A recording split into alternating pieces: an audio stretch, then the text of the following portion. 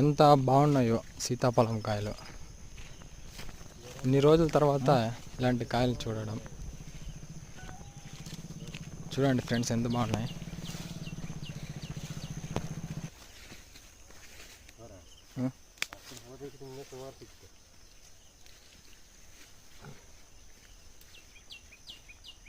ఇవే సార్ నాకు ఇవి పెద్దవి. నేను పీకేసిన పీకే యాపిల్ కాయ ఓపెనింగ్.